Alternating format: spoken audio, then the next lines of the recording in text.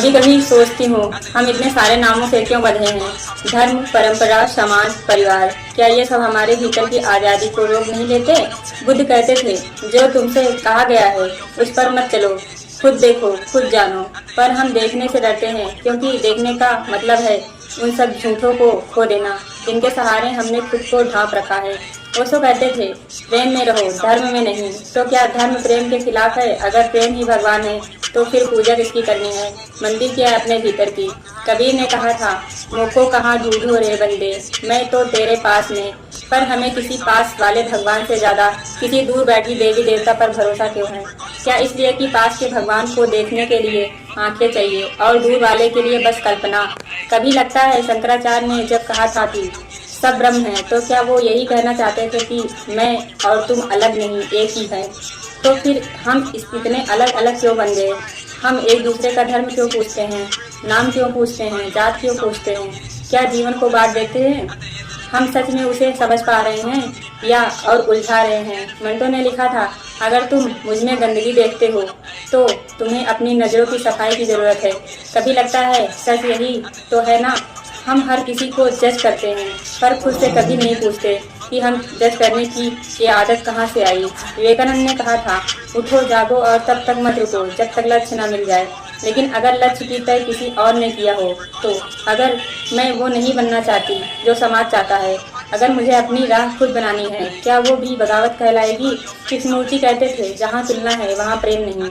और मैं सोचती हूँ, क्या हम कभी किसी के बिना तुलना किए प्रेम कर पाते हैं? हम हर समय किसी को अच्छा या बुरा ठहराते रहते हैं, कभी खुद को ऊंचा समझते हैं, कभी नीचा। पर क्या कभी बस देखना सीखा है बिना किसी निर्णय के? हम कहते हैं वो बदल गया, पर क्या बदलना बुरा है? वक्त बदलता है, मौसम बदलते हैं, फूल मुरझाते हैं, फिर खिलते हैं। फिर इंसान का बदलना इतना बड़ा अपराध क्यों माना जाता है? क्या स्थिर रहना ही जीवन है या बदलते रहना ही जीवन का संगीत है? कभी कभी लगता है हम जी नहीं रहे, बस निभा रहे हैं हर रिश्ता, हर पहचान, हर नियम, बस निभाने के लिए।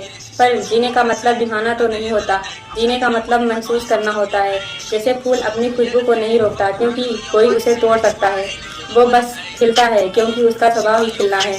बुद्ध ने कहा था, सब कुछ अनित्य है, तो फिर हम उस अनित्य चीज को स्थायी क्यों बनाना चाहते हैं?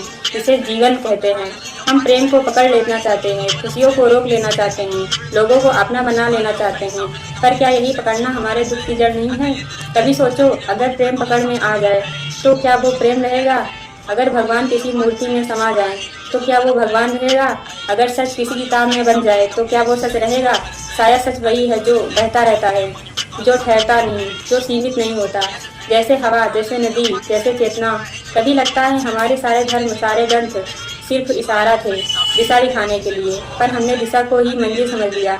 हमने शब्दों को पूछ लिया और उनके अर्थों को खो दिया। कभी कहते हैं, पढ़ पढ़ अलम बेकार भया, पढ़ा न मन का सार। तो क्या वाकई हम कुछ पढ़ते हैं या बस रटते हैं वही जो दूसरों ने कहा? शायद विचार ही असली बगावत है, क्योंकि जब विचार जागता है तो अंधविश्वास मर जाता है, और जब अंधविश्वास मरता है तो नया मन जन्म लेता है, निर्भीक, स्वतंत्र और प्रेम से भरा हुआ।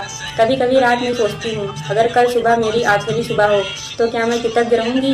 क्या मैं उन सभी के लिए धन्यवाद करूँगी जिन्होंने मुझे दुख दिया, क्योंकि उन्हीं ने मुझे समझाया कि प्रेम क्या है? क्या मैं उन सब के लिए आभारी रहूँगी जिन्होंने मुझे तोड़ा, क्योंकि उन्हीं ने मुझे मजबूत बनाया? शायद यही जीवन का सार है, हर चीज को स्वीकार करना, ना अच्छाई से चिपकना, ना बुराई से भागना, बस देखना। जैसे सूरज सबको रोशनी देता है, चाहे संत हो या पापी। जैसे फूल सबको खुशबू देता है, चाहे जिसने उसे तोड़ा हो या जिसने सींचा हो। और शायद तभी प्रेम पैदा होता है, जहाँ निर्णय नहीं बस समझ होती है, जहाँ तुलना नहीं बस स्वीकृति होती है, जहाँ धर्म नहीं बस करुणा होती है।